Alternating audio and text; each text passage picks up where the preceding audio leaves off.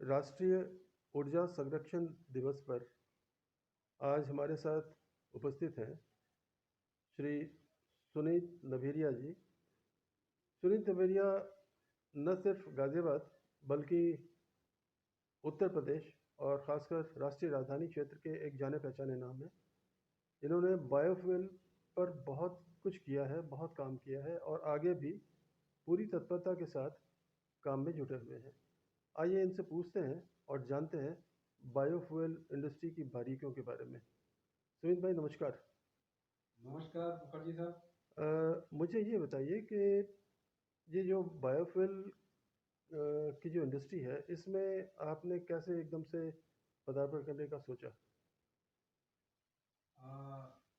Actually मैं जो है वो वाइट गुड इंडस्ट्री में काम कर रहा था। जी जैसे अपना रेफ्रिजरेटर है, वॉशिंग मशीन है, इस जी सब की आफ्टर सेल सर्विस में था, जी प्रोडक्शन में था। जी लेकिन एक दिन अचानक से मेरे को एक न्यूज़ सुनाई दी जी। कि अब आप पौधों से बायोडीजल बना सकते हैं। अच्छा।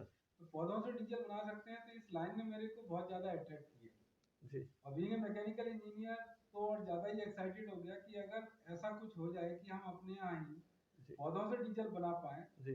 तो बाहर से तो डीजल आना बंद हो जाएगा बिल्कुल और हमारे देश की इकोनॉमी में बहुत बड़ा कंट्रीब्यूशन हो सकता है। बिल्कुल।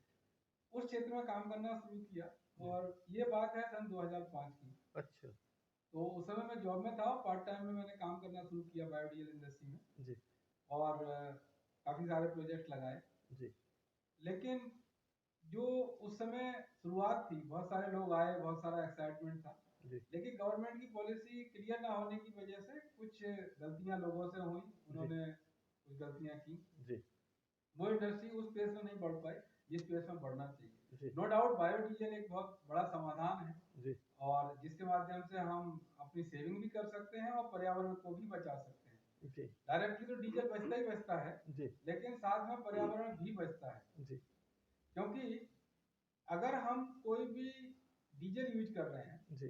तो जो कार्बन डाइऑक्साइड छोड़ेगा हम्म।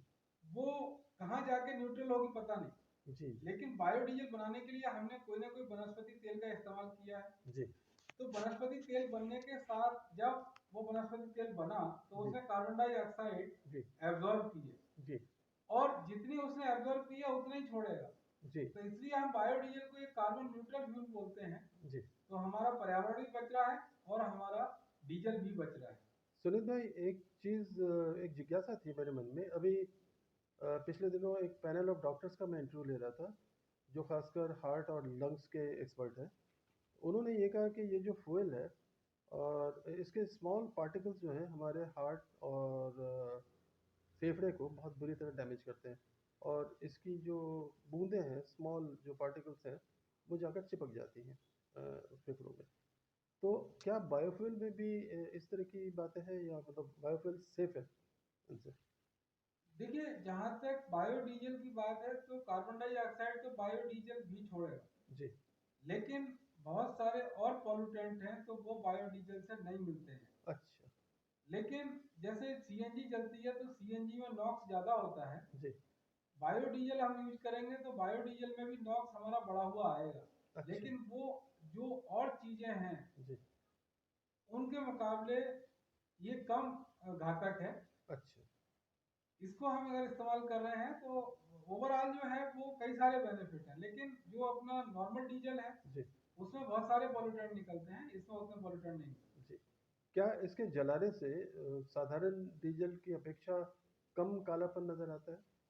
यस, क्योंकि जो बायोडीजल है उसमें इनबिल्ट ऑक्सीजन होने की वजह से जी जब भी आप टेस्ट कराएंगे, देखिए सबसे लोग पूछते हैं कि भाई कैसे टेस्ट करें जी कि हमें समझ में कैसे आएगा कि जो बायोडीजल है वो हमारा प्रदूषण कम करे। जी नो डाउट, जब हम एक पहले टेस्ट करते हैं जी तो आप कार्बन डाइऑक्साइड मेजर कर लीजिए, जी आप सीओ मेजर कर लीजिए, जी आप नॉक्स मेजर कर लीजिए। जी अगर ये और जो इंजन का टेम्परेचर है वो मेजर कर लीजिए। जी जब आप बायोडीजल का इस्तेमाल करेंगे जी तो आप देखेंगे कि जो सीओ है जी। वो एकदम खत्म हो गया। सीओ अच्छा। खत्म होने का मतलब है कि उसकी बर्निंग प्रॉपर हुई, जी जी कंबसन बेटर हुआ। जी जी CO2 बढ़ गया, इसका मतलब है कि आपका कंबसन बेटर हुआ, इसलिए CO2 बढ़ गया, अनबर्न कार्बन आपका बाहर नहीं जा रहा। जी नॉक्स बढ़ गया, इसका मतलब है कि कंबसन बेटर हुआ। जी और ऑयल का जो टेम्परेचर है वो आपका कम हो जाएगा। इवन 10 डिग्री तक आपका ऑयल का टेम्परेचर कम होने की वजह से इंजन की लाइफ भी ज़्यादा रहेगी, जो आप मेजर कर सकते हैं। अच्छा। क्यों? क्योंकि बायोफ्यूल में लुब्रिकेशन ज़्यादा है। जी जी। अच्छा, ये बताइए कि क्या बाय एंड लार्ज आज जो पेट्रोलियम प्रोडक्ट्स का इस्तेमाल हो रहा है, क्या इसमें हमारे ओजोन में कार्बन मोनोऑक्साइड की मात्रा भी बढ़ रही है? बिल्कुल बढ़ रही है। और अगर हम देखिए कार्बन की जो मात्रा बढ़ रही है नॉर्मल डीजल से या पेट्रोलियम प्रोडक्ट से बढ़ेगी, लेकिन जी अगर हम बायोफ्यूल का इस्तेमाल करते हैं जी तो जैसे मैंने आपसे कहा कि ये कार्बन न्यूट्रल फ्यूल है। जी। तो हम जो है वो बायोफ्यूल का इस्तेमाल करके अपना कार्बन को न्यूट्रल कर सकते हैं, अच्छा उसकी बढ़ोतरी नहीं होगी। अच्छा। इस वजह से कह सकते हैं कि जो हमारा ग्रीन हाउस गैस इफेक्ट है वो जी, बायोफ्यूल का कम है। बहुत बढ़िया। तो आपने ये जो प्लांट लगा रखा है, ये कहाँ पे लगा रखा है और उससे आप किस तरह का प्रोडक्शन कर रहे हैं? देखिए हमारा अपना कोई प्लांट नहीं है, हम जी। लोग जो हैं वो बायोडीजल प्लांट मैन्युफैक्चरर हैं, अच्छा और ना कि बायोडीजल। अच्छा। तो बायोडीजल प्लांट जो हैं वो अलग अलग जगह चल रहे हैं। जैसे हमारा एक प्लांट जो है जयपुर में चल रहा है, अच्छा। उनका जो बेसिक रॉ मटेरियल है वो टेलो है। जी और एक जो प्लांट है वो अपना फिरोजाबाद की तरफ चल रहा है। जी जी। तो उनका भी जो रॉ मटेरियल है बेसिकली टेलो है, और वो मल्टी फीड है। तो बेसिकली हमारे सारे प्लांट जो है वो मल्टी फीड देते हैं, जो जो भी रॉ मटेरियल अवेलेबल होता है अच्छा, उससे बनाते हैं। हमारे दर्शक ये जरूर जानना चाहेंगे आपसे कि आप इसका मतलब ये हुआ कि आप औरों के लिए प्लांट प्रोवाइडर हैं। जी। बहुत बढ़िया। तो आप जो प्लांट देते हैं, ये ग्रामीण क्षेत्रों को देखकर या शहरी क्षेत्रों को देखकर, उनकी ज़रूरतों को देखकर, या फिर किसानों के लिए या कमर्शियल यूज़ के लिए, किस तरह का प्लांट आप प्रोडक्शन करते हैं? जहाँ तक बायोडीजल की बात है तो बायोडीजल के प्लांट अपने जो हैं वो दिल्ली एनसीआर से दूर ही ज़्यादा लग रहे हैं। जी उसके दो कारण हैं मेनली, क्योंकि रॉ मटेरियल भी जो है वो अपना सब अर्बन एरिया में मिलता है जी या ग्रामीण एरिया में मिलता है। जी। दूसरा जो डीजल की खपत है आज की डेट में, हम दिल्ली एनसीआर में डीजल की खपत को कम करते जा रहे हैं। जी तो जो रूरल एरिया है वहाँ डीजल की रिक्वायरमेंट ज़्यादा है। जी तो उस तरीके से हमारी कोशिश यही है कि उन लोगों को ज़्यादा बेनिफिट हो, वहीं जी पे बने और वहीं पे बिक जाए। जी तो दिल्ली एनसीआर में वैसे भी डीजल की धीरे धीरे खपत कम होती जा रही है, जी जी और होनी भी चाहिए। जी। इलेक्ट्रिक या और चीज़ों से, मतलब लोग सीएनजी वगैरह से जी। इसको वो कर रहे सीएनजी हैं। और पीएनजी को बढ़ावा दिया जा रहा है। जी इवन आपने सुना होगा कि अब जो है डीजल के जनरेटर को पीएनजी जनरेटर में बदला जा रहा है। जी जी। कम्प्लीटली रिप्लेस कर दिया गया इसको, और करने की प्रक्रिया चल रही बल्कि। अच्छा, मुझे ये बताइए कि मोदी जी का जो वो था, सपना था कि भाई कूड़े से सोना बनाएंगे हम, तो आप गार्बेज मैनेजमेंट जो है, इसको किस तरह से देखते हैं और आप किस तरह से इसको आगे बढ़ा रहे हैं? अपनी जो बायोडीजल के साथ साथ फिर जब पॉलिसी सपोर्ट नहीं कर रही थी जी उस समय फिर हमने भी वेस्ट टू एनर्जी में एंट्री की, जी और फोकस किया कि जितना भी अपना गार्बेज है उस जी गार्बेज से गैस बनाई जाए। जी। और मैं पर्सनली जो है वो डिसेंट्रलाइज वेस्ट मैनेजमेंट का पक्षधर हूँ। अच्छा। क्योंकि अगर हम जितना भी वेस्ट है जी इसमें अगर कैटेगराइज करें तो जितना भी अगर शहरी क्षेत्र है जी तो वहाँ अपना किचन वेस्ट है या बायोडिग्रेडेबल वेस्ट है, जी वही समस्या ज़्यादा पैदा करता जी जी है। और उसको हम जहाँ पर वो पैदा हो रहा है जी। उसी का इस्तेमाल वहीं करवा दें हम्म, तो तीन तरीके से फायदेमंद होगा। पर्यावरण का तो फायदा होगा ही होगा, जी साथ में उस वेस्ट को छांटने की जो समस्या है, जी अगर आपकी चीज आप ही के काम आ रही है तो आप छाटोगे। जी अगर आपको लगता है कि इसका फायदा किसी और को हो रहा है तो शायद आप एक बार को ना छाटें। जी तो जो सेग्रीगेशन जो बहुत बड़ी समस्या है डिसेंट्रलाइज वेस्ट मैनेजमेंट में, वो आसान हो जाती है। जी दूसरा, जो वेस्ट हमारा ट्रांसपोर्ट होकर किसी न किसी जगह जाके जी वहाँ चाहे वो ऊर्जा में परिवर्तित हो रहा था या उसका खाद बनाया जा रहा था, जी लेकिन जो ट्रांसपोर्ट में हमने एनर्जी वेस्ट की जी। वो हमने टोटली बचा ली। अच्छा, तो मुझे ज़रा ये समझाइए कि जैसे हर चीज़ का एक स्क्रैप होता है और एक रॉ मटेरियल होता है, तो आपने जो अपना ये बताया, उसमें रॉ मटेरियल तो आपका वेस्ट मटेरियल हो गया है ना, जी। कूड़ा हो गया। तो आपका जो स्क्रैप है, ये क्या बचता है फिर? अगर हम किसी गीले कूड़े की बात करें तो गीले कूड़े से अगर हम उसकी बायोगैस बना रहे हैं, बायोगैस से फिर फर्दर बायो सीएनजी बनाई जा रही है। जी। लेकिन जो डाइजेस्ट होने के बाद मटेरियल बचता है वो या तो अपना लिक्विड फर्टिलाइजर है अच्छा। या उसे भी वो आप यूज़ करते उसी हैं? को उसको हम फ़िल्टर कर देते हैं, अच्छा, तो वो सूखा खाद भी मिल जाता है। बहुत तो बढ़िया। ड्राई मैटर, हुँ, वो सूखा खाद है, दोनों ही चीज़ें यूज़ की जा सकती हैं। अच्छा, यानी आपके लिए कुछ भी वेस्ट नहीं है, जी, वेस्ट से भी आप कुछ प्रोडक्ट बना लेते हैं, जी। बहुत बढ़िया। तो ये आप इस समय दिल्ली एनसीआर के क्षेत्र में चला रहे हैं या बाहर भी आप सप्लाई दे रहे हैं अपने प्लांट्स की? दिल्ली एनसीआर में तो खैर हम लोग हॉस्पिटल, होटल्स और सोसाइटीज़ इन सबको कंपोस्टर और बायोगैस प्लांट्स दे रहे हैं। अच्छा, और अभी अच्छी बात ये है कि काफ़ी सारी यूनिवर्सिटीज़ ने भी इसको अडॉप्ट करना शुरू किया है, जी, जो कि अ, दोनों तरीके से ज़रूरी हो गया है। एक तो उनका वेस्ट मैनेज हो रहा है डिसेंट्रलाइज़ तरीके से, और स्टूडेंट्स को भी वो मोटिवेट कर रहे हैं कि आगे चल के इस सेक्टर में करियर बनाएँ। बहुत बढ़िया। एक बात और जानना चाहूँगा अनिल भाई, आप जैसे आपने बताया कि होटल वगैरह में और बाकी इंडस्ट्रीज़ में इसका यूज़ हो रहा है। अब आपकी तरफ से क्या कोई ऐसा अवेयरनेस प्रोजेक्ट या वर्कशॉप वगैरह कंडक्ट किया जाता है ताकि लोगों में जागृति आए, इसके प्रति जागरूकता बढ़े? जहाँ तक अवेयरनेस प्रोग्राम की बात है, तो आजकल सोशल मीडिया की वजह से काफ़ी सारी अवेयरनेस आई है, और जी, इवन हमारे पास जो इंक्वायरी आती है उसमें काफ़ी सारे लोग बहुत सारी चीज़ कई बार सिर्फ अवेयरनेस के हिसाब से जानते हैं। अच्छा, लेकिन हम लोग अपनी तरफ से भी प्रयास करते हैं कि जो RWA हैं जी, उनमें जाके अपने प्रेजेंटेशन दें, स्कूलों में जाके अपने प्रेजेंटेशन दें। जी, और हमने एक प्रोग्राम बनाया है कहानी कचरे की, अच्छा, जिसमें हम ये बताते हैं कि ये जो कचरा है वो किस तरीके से आपके काम आ सकता है, जी, और इसको हम प्रोसेस करके जी, कैसे अपने आप को बचा सकते हैं, पर्यावरण को बचा सकते हैं, जी। और अगर संभव है तो कुछ पैसे बचा सकते हैं। तो कहानी कचरे की आप किस तरह से इसको लोगों तक पहुँचाते हैं? ये दो तरीके से होता है। कई बार जो है, पहले जब कोरोना काल में तो ऑनलाइन कर रहे थे, जी, लेकिन ये विषय थोड़ा गंभीर है, तो जी, इसलिए ज़्यादा तो लोगों को अच्छा लगता है कि हम वन ऑन वन करें, जी, सेमिनार के माध्यम से करें, जी, और ग्रुप एक्टिविटीज़ के माध्यम से करें। जी, या कई बार जैसे स्कूल वाले कहते हैं कि हमें कुछ प्लांट दिखाइए, तो हम उन लोगों को अपने प्लांट्स भी विजिट करा देते बहुत बढ़िया। अच्छा, एक इसका इम्पोर्टेंट पार्ट है हमारे समाज की हाउसवाइफ्स। हैं। जी। तो उनको आप किस तरह से उनमें जागरूकता फैलाते हैं? ये जो हाउस वाइफ वर्ड है, ये मैं समझता हूँ कि आपके हिसाब से बहुत होमवर्क। बड़ा शब्द है, हुँ, क्योंकि 50% जनसंख्या ही हुँ।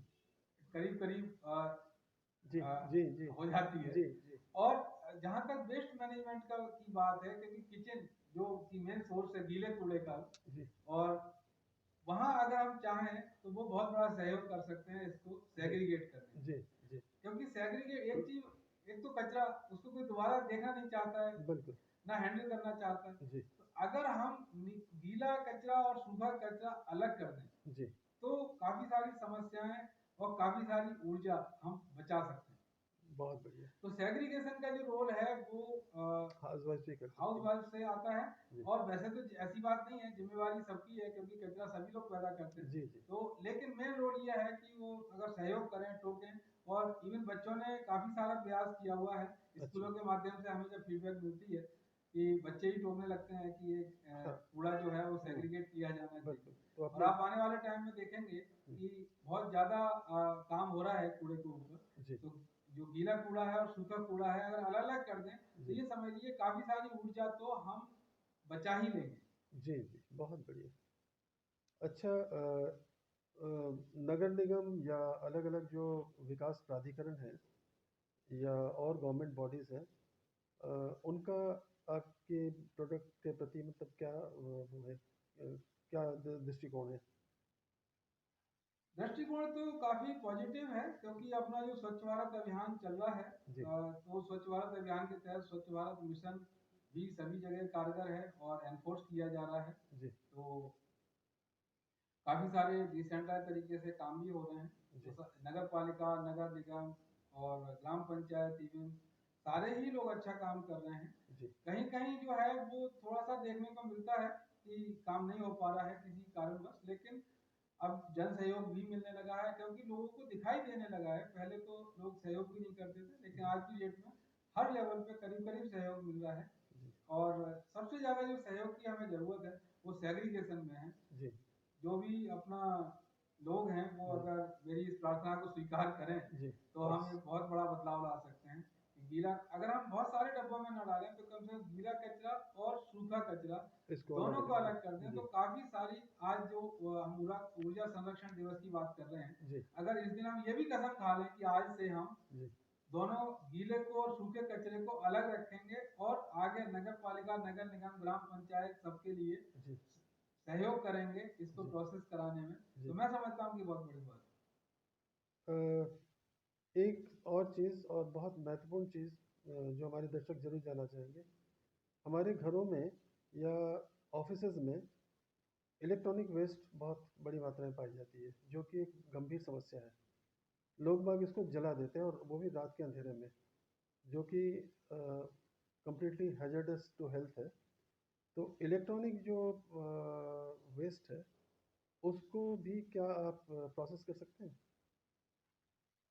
मेनली अभी हम इलेक्ट्रॉनिक वेस्ट पे काम नहीं कर रहे हैं क्योंकि वो एक लाइसेंसिंग प्रक्रिया के तहत होता है, जी लेकिन हमारे साथ कुछ ऐसे लोग हैं जी जिनके साथ मिलकर हम लोग इस काम को कर रहे हैं। अगर हमारे पास कहीं रिक्वायरमेंट आती है कि जी ई वेस्ट हमें मैनेज करना है या उसको प्रोसेस करना है जी तो हम लोग उनके साथ काम कर रहे हैं और कर सकते हैं। जलाना तो बिल्कुल नहीं चाहिए। जी और आजकल तो बहुत सारी सुविधाएं हो गई हैं कि आप पुराने सामान को देके नया सामान ले सकते हैं, जी तो एटलीस्ट खुद प्रयास ना करें उसको प्रोसेस करने का, जी क्योंकि उतनी जानकारी नहीं होती है कौन सी चीज़ क्या नुकसान करेगी, जी कौन सी चीज़ बस्ट होकर हमारा नुकसान कर जी सकती जी है। जी तो कृपया जो ऑथराइज सेंटर हैं या ऑथराइज लोग हैं ई जी वेस्ट उन्हीं को ही दें, जी खुद प्रयास ना करें। जी आपने नमित भाई बहुत सारी जानकारियां हमारे दर्शकों के साथ साझा की। और ये जो पर्यावरण संरक्षण दिवस है, ऊर्जा संरक्षण दिवस है, इसमें ऊर्जा और पर्यावरण दोनों मेरे ख्याल से अन्योन्याश्रित हैं, एक दूसरे पर डिपेंडेंट है, क्योंकि एक के बिना दूसरे का काम नहीं चलता। तो ऊर्जा संरक्षण दिवस पर हमारे दर्शकों को आप क्या कहना चाहेंगे? देखिए हमारी जैसे कंपनी का ही नाम है एनर्जी श्योर, वो G energy sure stand for energy from scrap, G used, G unused, renewable resources. अच्छा तो जहाँ तक संभव है हम तो ये प्रयास करते हैं क्योंकि जो अगर फिलॉसफी की बात करें जी तो पूरे जो पूरी पृथ्वी है, पूरा ब्रह्मांड है, जी दो नियम पे चलता है। जी एक ऊर्जा की अविनाशता का जी नियम और एक पदार्थ की अविनाशता का नियम। जी जी ना तो किसी चीज को हम नष्ट कर सकते हैं ना नहीं बना पैदा कर सकते। सकते हैं, जी सिर्फ अवस्था परिवर्तन कर सकते हैं। जी और उस अवस्था परिवर्तन में या तो हमें ऊर्जा मिलेगी जी या हमें ऊर्जा देनी होगी। जी तो आज जो समय है वो आज ऊर्जा की जरूरत है वो सबको बहुत ज्यादा हो रही है हर तरीके से। जी तो मेरा कहना यह है कि जहाँ तक जितने भी पदार्थ चाहे किसी भी फॉर्म में है, चाहे वो कहने के लिए वो वेस्ट है लेकिन वो एक भी पदार्थ है, जी उसका भी संरक्षण करें, जी उसकी ऊर्जा का संरक्षण करें। जी और अगर हम कुछ नहीं कर सकते हैं जी तो एटलीस्ट जो लोग कर रहे हैं उनका सहयोग करें, बहुत बढ़िया। क्योंकि हमारा जो अपना स्लोगन है जी वो यही है कि we are helping nature to bless us. आज देखिए आज हम दिसंबर में बैठे हैं जी लेकिन सर्दी नहीं है। जी तो ये सब हमारी कुछ हम कमियां हैं जी जो हम जी लोगों ने सबने मिलकर की हैं, गलतियां जी की हैं, जी उनको सुधारने की जरूरत है, जी जिससे कि मौसम जितने सारे हमारे देश में हुआ करते थे वो जी तो हम महसूस कर पाए। हाँ प्राकृतिक रूप से हाँ, हमारे पास आए। तो सारी चीज जो है वो जी कम से कम हम अगर कुछ नहीं कर सकते हैं तो एटलीस्ट जो लोग कर रहे हैं उनको बढ़ावा दें, उनको सहयोग करें, उनका विरोध ना करें। जी तो ये एक बहुत बड़ी उपलब्धि होगी। जी एक क्योंकि समस्या सबने पैदा की है जी तो जी इसका समाधान भी सभी लोग मिलकर कर पाएंगे, एक क्योंकि ये किसी एक के बस का नहीं है। एक समय था जब कुछ हमारे जो बड़े जो संभ्रांत देश हैं, वो अपने ई कचरे को या और तरह के वेस्टेज को हमारे समुद्रों में डालकर भाग जाते थे। आज वो परिस्थितियां नहीं हैं, लेकिन आज भी हम जाते हैं समुद्र के किनारे तो हमें देखने को मिलता है, और शायद आपने भी देखा होगा कि बहुत सारा कचरा जो है तैरता रहता है समुद्र के, जिससे समुद्री जो जीव जंतु हैं उनको भी नुकसान होता है। और आप समुद्र के पानी में नहाना तो छोड़ो, आप उंगली लगाने के लिए भी उतर नहीं सकते। तो ऐसी परिस्थितियों से सतर्क रहने के लिए हमें क्या करना चाहिए? ये देखिए सिर्फ अवेयरनेस की कमी है। जी जिन लोगों को पता है कि इससे नुकसान हो रहा है, अगर मुझे पता है कि किसी तार को छूने से मुझे करंट लगने वाला है, जी हो सकता है कि जब तक मुझे पता नहीं था तब तक मैंने वो तार छू लिया, जी लेकिन आज तो हमें पता है ना कि इसके करने से ऐसा हो सकता है। जी तो ये एक अवेयरनेस और एक जिम्मेवारी, जो एक सामाजिक जिम्मेवारी हम कहते हैं, जी जब तक नहीं लेंगे जी। तब तक जो है वो समस्या का समाधान नहीं होगा। आपके कहने का तात्पर्य ये हुआ कि व्यक्तिगत तौर पे हमें सजग रहना होगा और अपने पर्यावरण और अपने ऊर्जा के संसाधनों को बचाना होगा। जी। आपका बहुत बहुत धन्यवाद। नमस्कार। नमस्कार।